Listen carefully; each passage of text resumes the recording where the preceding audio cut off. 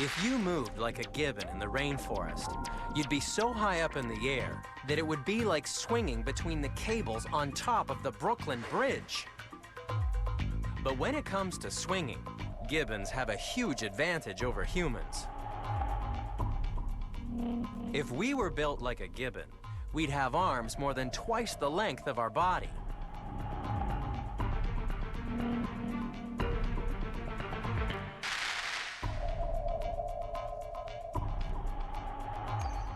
The gibbon is number 8 in the countdown because a single swing can send it flying 15 yards through the air.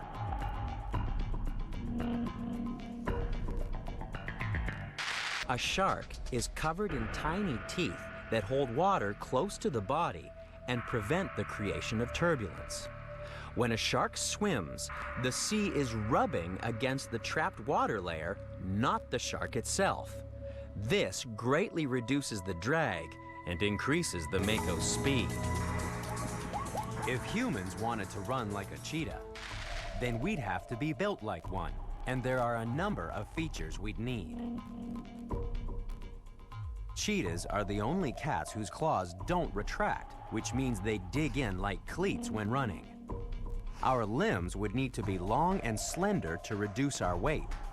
But our chests would need to be huge to accommodate an enlarged heart and lungs. And we'd need a really big nose to feed lots of air to them.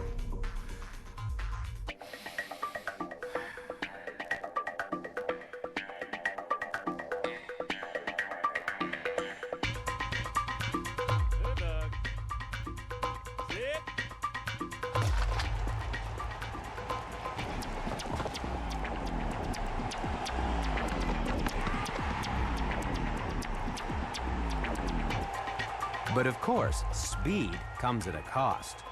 And for the cheetah, it's longevity. Never mind 9 lives. Cheetahs in the wild are lucky to live 9 months.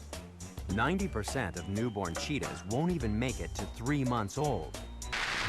It may take a miracle for a human to walk on water, but the basilisk relies on the laws of physics. For a start, the basilisk doesn't walk. It sprints at an amazing 7 miles per hour.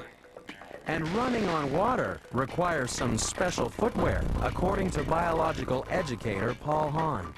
They have these modified scales on the bottom of their feet. And if you look very closely, you can see the dark little spots. Those are modified to grab little parcels of water to be able to float them over the top of the water very briefly, holding on to the surface tension.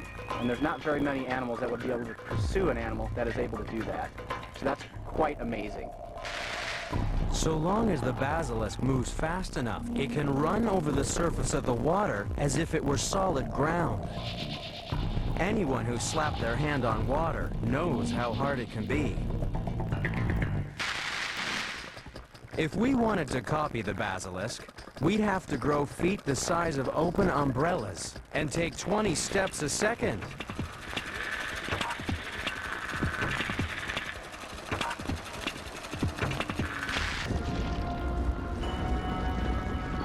Worms have to chew themselves a tunnel. How'd you like to eat your own weight in dirt each day?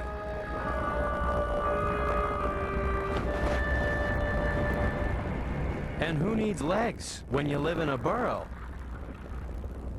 Worms just need tiny bristles to grip the wall as they push themselves through the soil. And earthworms can travel fast. 52 feet per hour may not sound very extreme, but you try wiggling that far through solid ground without using your arms or legs.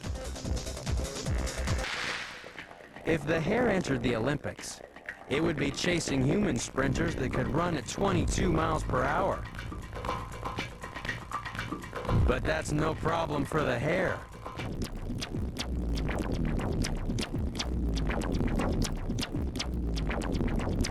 The hare can hit a top speed of 45 miles per hour, which would mean it would win the Olympic 100 meters in a time of just 5 seconds. Top athletes may take around 4 strides each second, and so can the hare. It's just that the hare can cover so much more ground with each stride.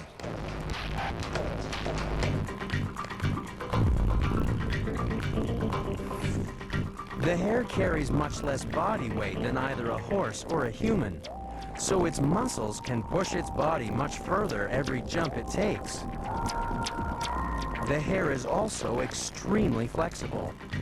This means it can maximize its stride length by stretching out those powerful back legs and then bringing them up in front of its chin. That's how the sprinting hare covers the ground so much faster than we do. Each hop can cover almost twice the distance down the track.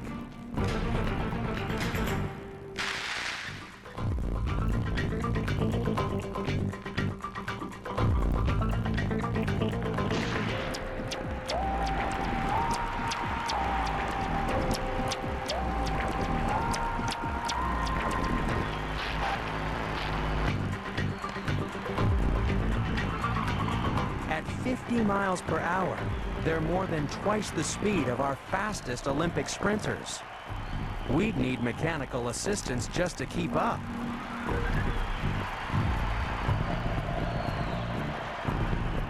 An ostrich runs as fast as an Olympic sprint cyclist.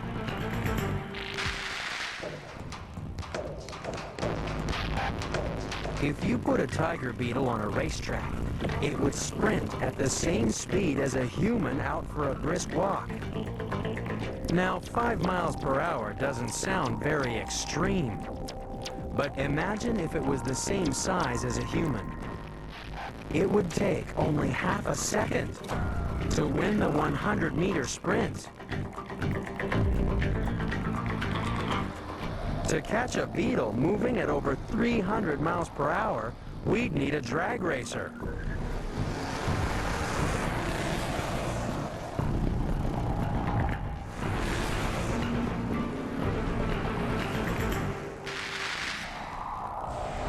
Imagine what it must be like to be a tiger beetle.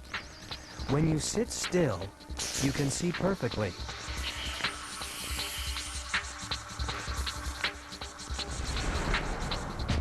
But then you take off, and you have to search your surroundings again.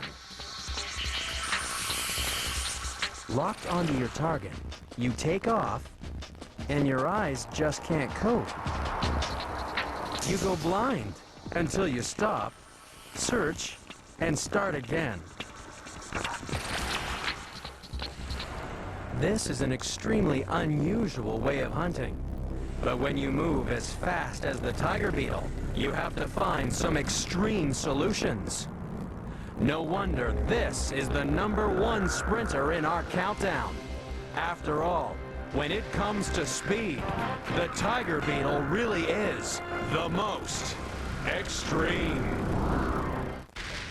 The human body has more than 650 different muscles.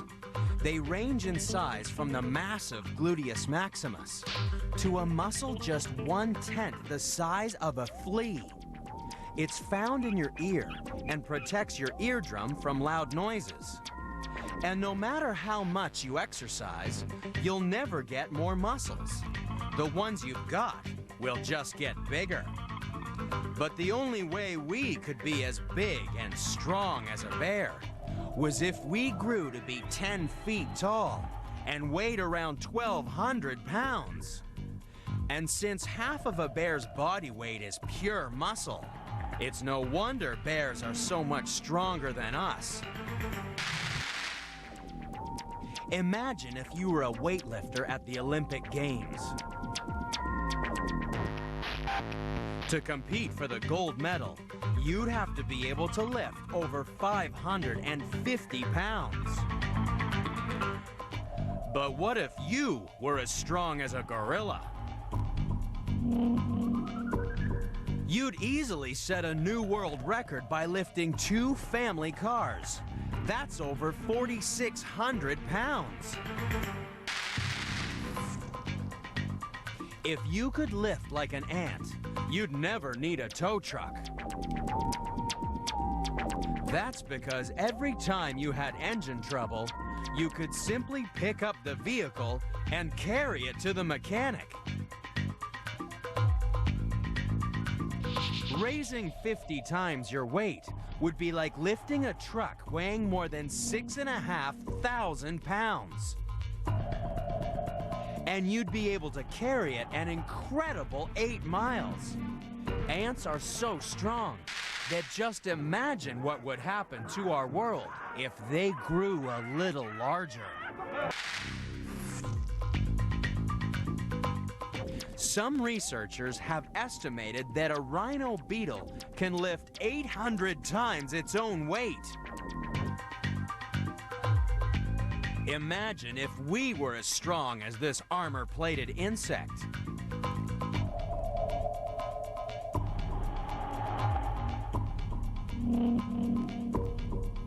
That would be like us lifting a tank, all 65 tons of it.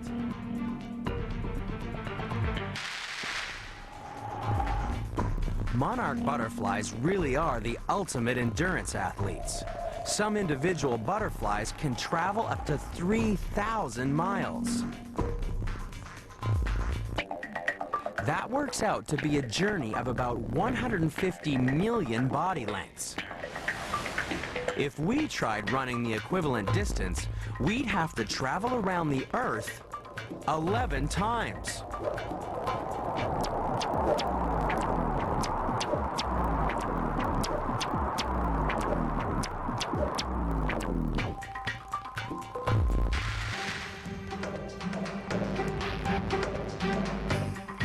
It's been calculated that if there's an average of 3.7 children per household, Santa's reindeer would have to visit about 1,300 houses every second.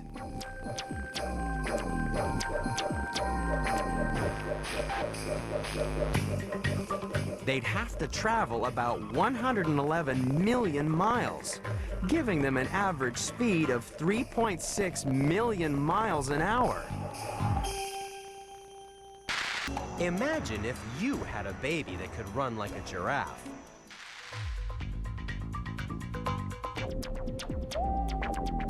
In only a few hours, you'd have an infant that could run at incredible speeds.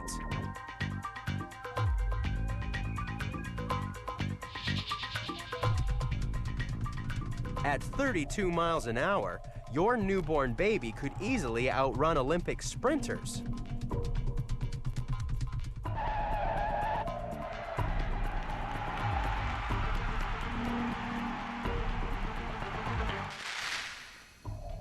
The rabbit's back legs are like coiled springs. They power the leaps that can carry the rabbit 10 times its body length. That's a jump of up to 19 feet. Compare that to the distance Olympic athletes can jump. If you could leap like a rabbit, you'd jump twice as far as any human in history. An incredible 60 feet. The locust's huge hind legs can kick them over 3 feet, or 20 times their body length. Imagine if a basketball player could jump like a locust.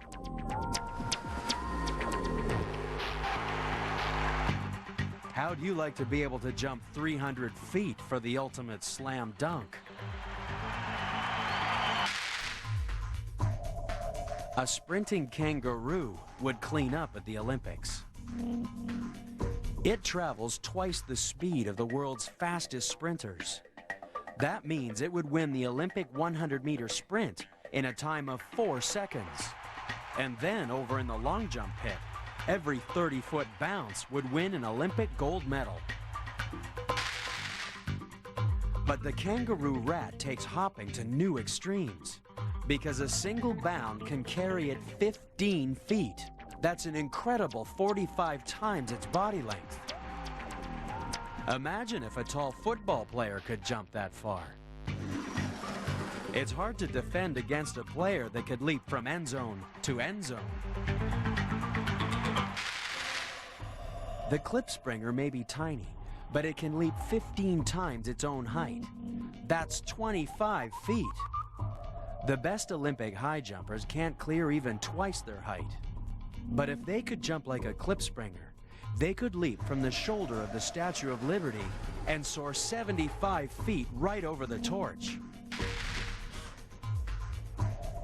It's no wonder that looking after such extreme leapers can be a bit of a challenge.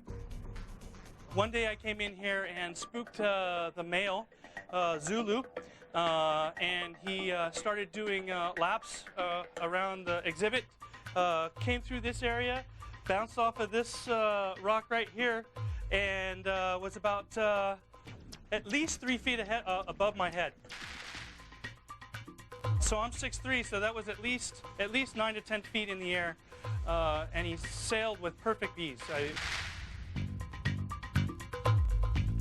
The jumping spider can really jump. Those 8 legs can push it more than 6 feet. That's 100 times its body length. A human athlete who could jump 100 times his body length might as well be flying.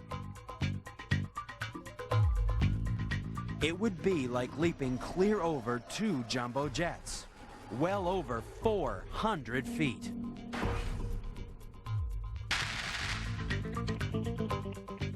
So the scientists took a closer look at the frog's legs.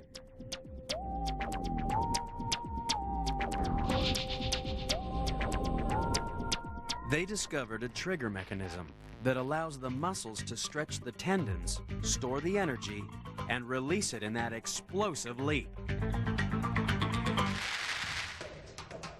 It's a frog with extra webbing between its toes. So when it leaps out of a tree, it opens 4 little parachutes.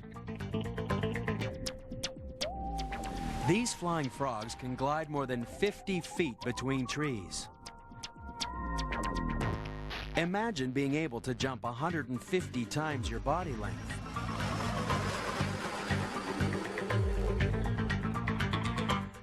You'd be able to leap clear over the Titanic, a distance of nearly 900 feet.